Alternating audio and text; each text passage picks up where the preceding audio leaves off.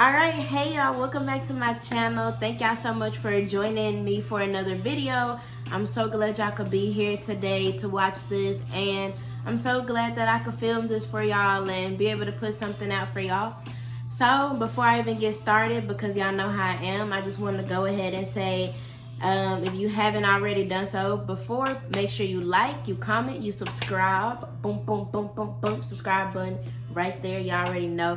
Like, comment, subscribe, repost, reshare. Tell your friends about it. Tell your mama about it. Tell your daddy about it. Tell your dog about it. Tell your cat about it. Tell everybody about it. Any and everybody about it. But yeah, make sure y'all do all that. Just support the channel overall. Even if you don't support the channel, thank you for watching this video anyways.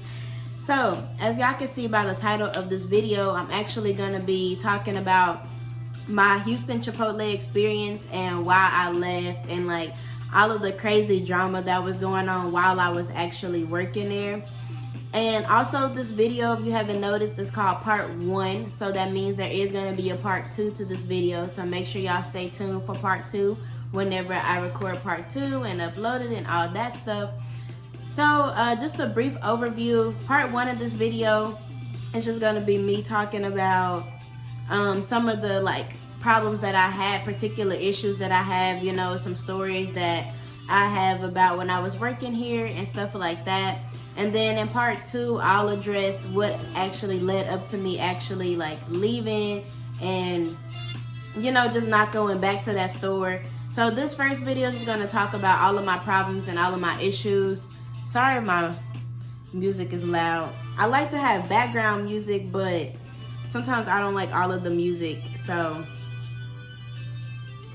anyways, yeah, so thank y'all so much for coming, and I'm just gonna get started with this video. I'm gonna try not to make it too long because y'all know I like to talk, and I'll never get to talking about what I'm actually doing. So yeah, thank y'all so much for coming. Little video, y'all. I still have my iPhone 8, but I decided to not sell it because I only had one person that was really trying to buy it, and that fell through. So I'm like, I might as well just keep my phone, to be honest. Like, why not keep it?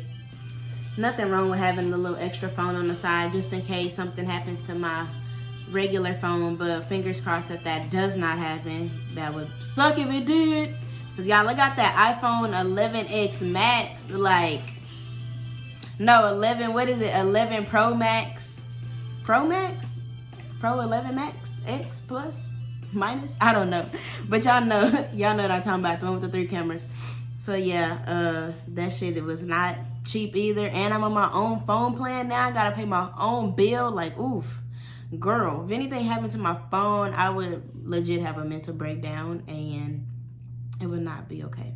So first things first, for those of y'all that didn't know, I used to work at a Chipotle out here in Houston.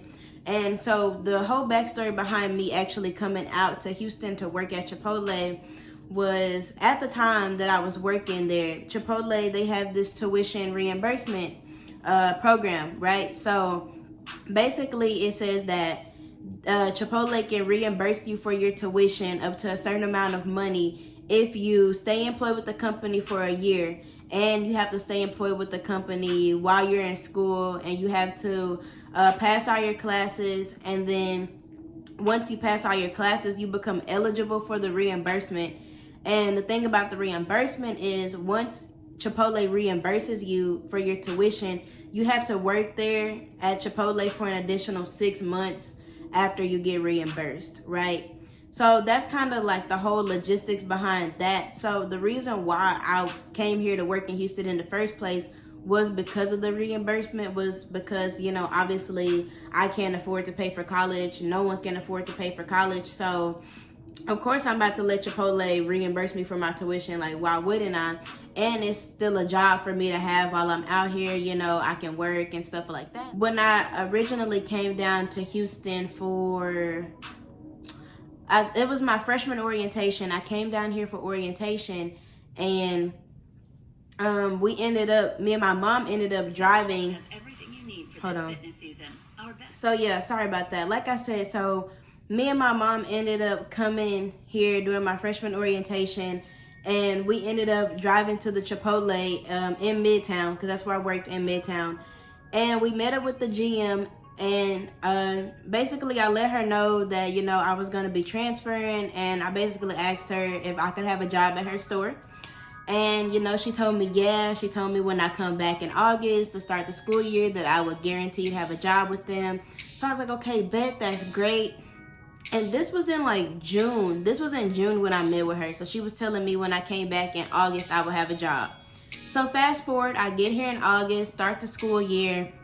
And I think I started working maybe my second or third week of the semester. On my first day, y'all, on my very first fucking day, I walk in, right, not really knowing what to expect, not really knowing like if the people gonna be nice or like what anything is gonna be like, because I've only been to that store once. So I walk in on my first day and I meet the apprentice. And if y'all don't know what the apprentice is, it's like the person underneath the general manager.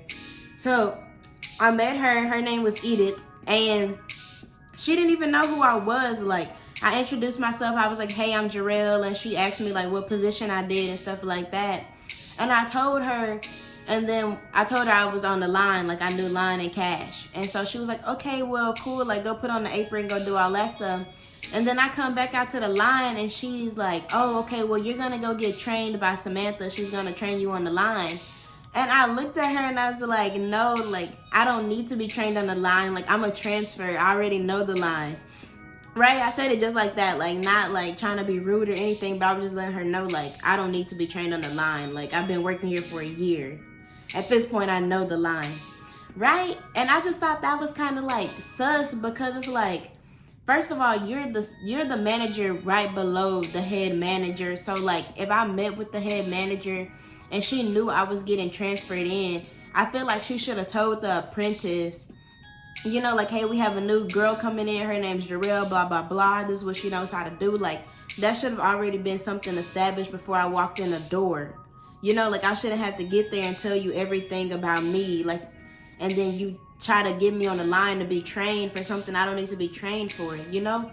So I just thought that was already kind of sketchy. Like, either she wasn't told that I was coming, or she was told and she just didn't really give a damn to remember me or anything about me. So I thought that was kind of crazy. So also on my first day at this store was rough. Do you hear me? Terrible. Okay, so after the whole line situation and she realized I don't need to be trained, she moves me to salsa or whatever. And I'm on salsa and excuse me, sorry. So I'm on salsa and the night's going pretty decent, you know, it's whatever. And later on when we start closing, because I was a closer that night, and on the line there's usually two people that close the line. So it was me and this other girl named Tay. And, you know, she was showing me how to close the line because, you know, different stores close differently. So she was just showing me how to close. And she was like, oh, well, like, we don't have any clean rags, like any sanitized rags. We don't have any clean ones. And she was like, just go get a dirty one out of the bin. And I was like, the dirty bin? Like, you want me to go get a dirty rag out of the dirty bin, like, to clean the line? Like, I'm lost. And she was like, yeah, just go get a dirty one. Like, it's fine. We do it all the time. And I was just like, bitch, like, what the fuck? Like, y'all, if y'all were there, okay, so I go to the back, right, to look for some dirty rags because we really didn't have any clean rags. Like, we didn't have any rags that night for some reason. And so I'm, like, looking in the, like, dirty hamper for a decently dirty rag, you know, like one that's not as dirty as the rest. And all of these rags are like black. They got like soot from the grill. They got like hella food like all over them. And I'm just like, no, like on my first day, y'all got me cleaning the line with dirty rags.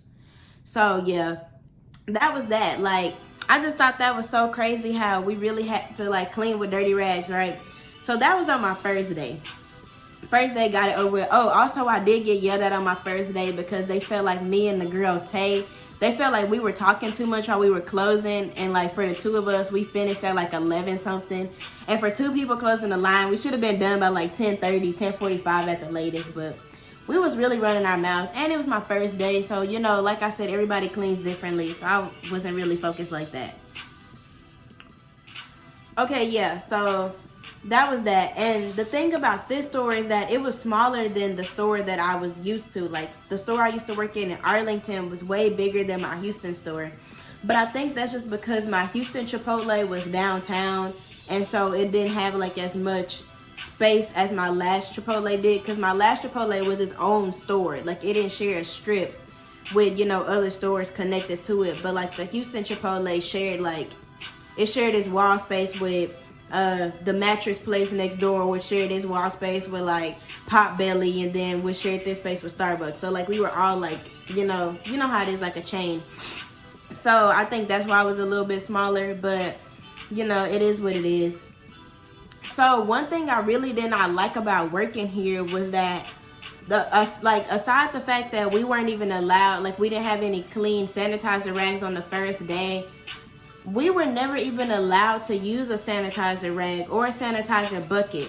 And for people that don't really know what I'm talking about, I'm referring to, you know, like when you go, like in any food business, there's always supposed to be a bucket of sanitized water, right? And then there's supposed to be towels inside that bucket. That's what we use to clean. That's what we basically used to clean with, right?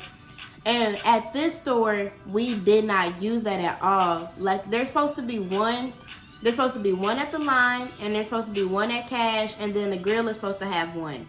But like, we didn't have any. And I said that the store was smaller to say that I think the reason why we weren't using sanitizer buckets is because we really didn't have any room to put them.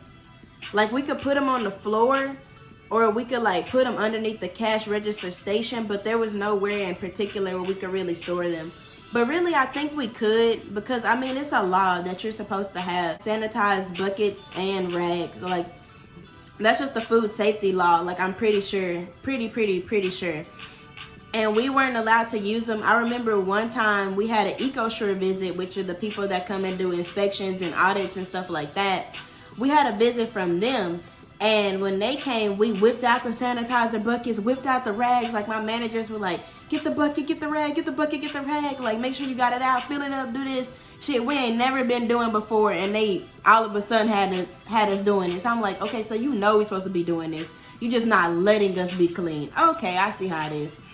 So we had the EcoSure visit, and we passed or whatever. And I remember after the visit, I asked her, like, okay, so can we keep the sanitizer buckets out? Like, can we keep using them? She was like, nah, go pour it down the sink. And I was like, you're kidding me. Like, right after we got done with an audit, like with an inspection, you're going to tell me to go dump out clean water? Like, what is going on? So, yeah, that should just already tell y'all how that store was being ran. Like, the store was just really unorganized, very discombobulated. Like, we had managers running around there dating each other. So my service manager, Marty, and my apprentice, Edith, they started dating at some point. And it was really weird because every time they would, like, be together, like, they never worked the same shift. Like, one would open and one would close. But every time, like, one would be working. So let's say I'm working a night shift with Edith, right? Marty Seller would just come up there randomly, and she would just go to the back, and her and Edith would be like cuddling with each other, kissing on each other, like getting food, eating lunch, like at the back. And I'm just like, y'all are doing all of this, but y'all can't even help us out. Like, that store was so crazy because none of the managers ever like really helped any of us. Like, when I would be there at night, and I would usually be on the line or on cash, it really just depends, but mostly line. Like, it would be like trying to pull teeth trying to get one of the managers to come and assist me on the line or do anything like helpful. I remember one time, like, I was on the line by myself, and like the line got long, right? And I remember one time I like yelled back, I was like, tell Edith to get off of her damn phone and come help me on the fucking line. Like, dead ass, like, it was that serious. Oh, also, you're probably wondering, damn, Jarrell, why did they ever like to help you out? Why did they try to treat you like that? Well, y'all, it's because they didn't like me from the beginning. So, I'm going to tell y'all why they really didn't like me. They really didn't like me because, like I said, when I came in on the first day, and I was already noticing, like, shit wasn't being ran correctly from the get-go, right? So, like, when you come from a place with, like, high standards of work, and then you go to a place that's, like, very low, like, not even on the same caliber at all, you're gonna have some type of opinion. You're gonna be indifferent because you don't really know how to act. So that's kind of how I was when I started. You know, I came in and I was kind of like, oh, well, this ain't right. This don't seem right. And, you know, I was expressing my, you know, views on what I thought things should be like, you know, how things should be ran.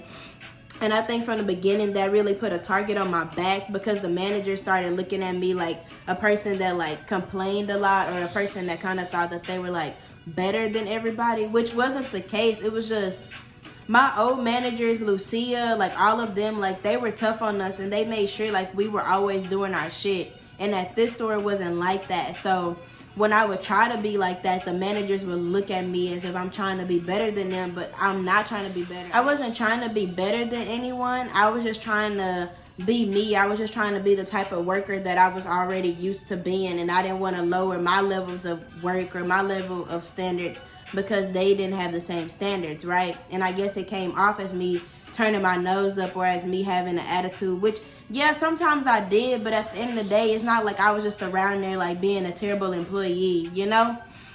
So there was this one instance, this one little incident where I was working one night and I was closing the line with, I don't remember who I was on the line with, but I remember Maricela was my closing manager that night. I can't remember like all the details. I just remember like what happened to me and what made me mad. So on this night in particular, we had an extra person on the line, which is not common. Like, we don't usually just have extra people at work, you know? So this night we had an extra girl on the line named Samantha. Sam, if you watching this, hey girl, hey. So yeah, Sam was on the line with me and this one other person, right? And I remember Maricela, she told me to go clean the restrooms.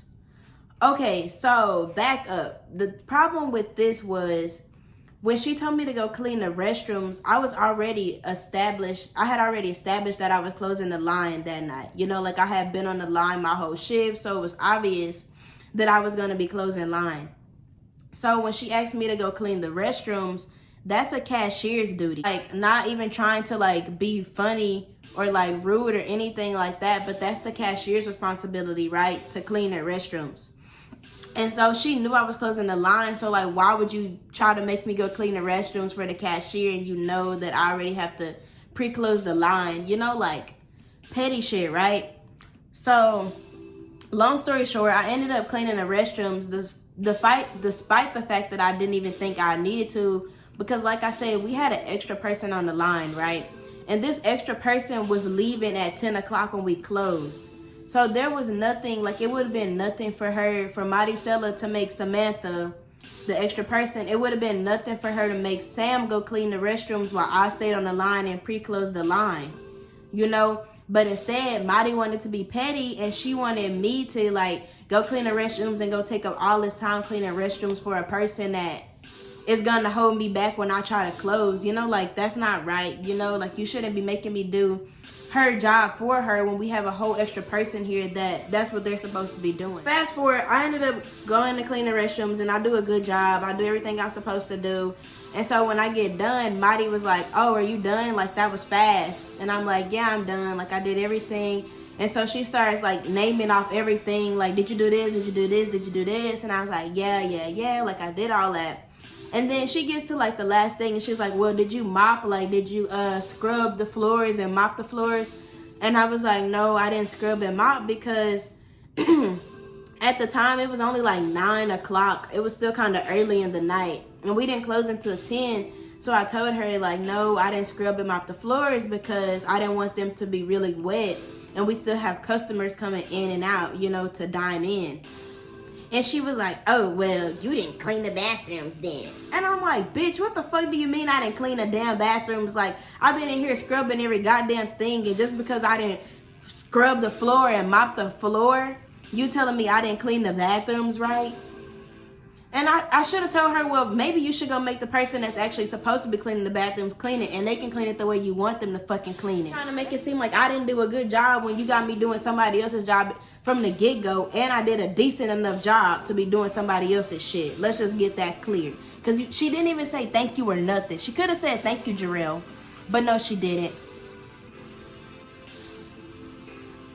So yeah, it was really just instances like that, like the bathroom thing, and like them never wanting to help me out on the line. it was just a lot, and you could tell like it was favoritism. Like you could tell that there was something about me that they just really did not want me to succeed. They really did not want me to do well, and I just don't really understand why, you know? Because I had never done anything wrong to them. Like the only problem they had with me is that I acted like I knew everything. But compared to y'all, I do know everything. Like y'all don't do shit, y'all don't know shit. Like I'm sorry, I'm only 18 and I know more than you do at like 26. Like that's not my problem, honey, period. So it would just be little situations like that. And I remember my apprentice Edith, she would like always bring her tablet or whatever to work, and she would play Farm Hero Saga or something like that. She would play that, and she would be underneath the prep table, like when we marinate the meat and stuff like that. She would be underneath that table, like curled up like this, curled up on her damn iPad playing Farm Hero Saga. And she used to have her she used to bring her speaker to work, and she would have her iPad or her tablet connected to her speaker, so we could always hear Farm Hero Saga coming through the speaker. And like I said, this store was small, y'all, so everything that happened in the back of the house, you could hear at the front of the house. Like it was like that small, like that's how small it was. And she would really be doing that, and I'm like, that is so unprofessional. And anytime I needed help, she would be somewhere curled up on her phone playing games, and meanwhile I'm struggling on the line. But I feel like that was all intentional to try to make me look bad, you know, to try to make me seem like I couldn't do my job. But really, y'all aren't being good managers. Like y'all just aren't supervising, y'all really aren't helping out. Like, and the two managers that were dating, y'all too busy in the back trying to fuck each other and make out with each other and stuff, and you don't have enough time to actually look after your employees. Period. I just thought that was so like ridiculous to me. Like that didn't make any sense.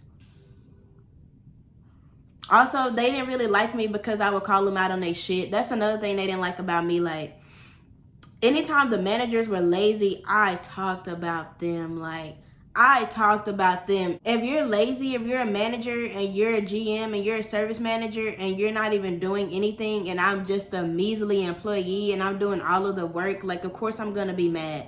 Of course I'm gonna talk about you. So I would often talk about how lazy they were, how they never helped out with anything.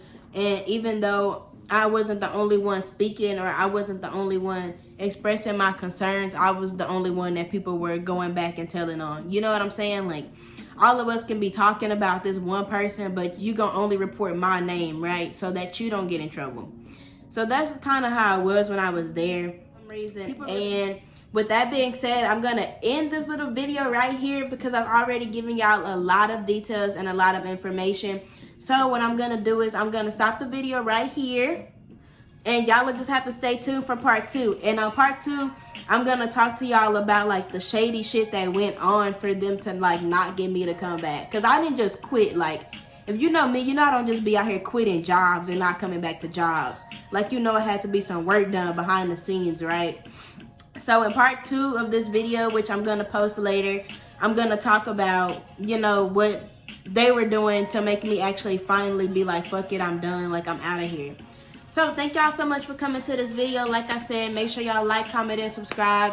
And make sure y'all check out part 2 whenever it hits the web, okay? Thank y'all. Love y'all. Okay, guys, before I actually go, I just wanted to make it clear that all of the issues that I had to do with management. It had nothing to do with me as a worker, and it didn't have anything to do with me like not getting along with like other members of my staff or like any other coworkers, and it didn't have anything to do with me being rude to customers or anything like that. It was mostly just management issues. I never had a problem with anyone I worked with. Everyone pretty much liked me, customers included. I was a good person. I was a good worker. So I didn't want y'all to think that I was just out here being a bad person, being a disrespectful worker, because it wasn't like that. It was all management related. And if you want to ask anyone I used to work at, they'll tell you the exact same thing. All right. Peace, love, and hair grease. Thank y'all.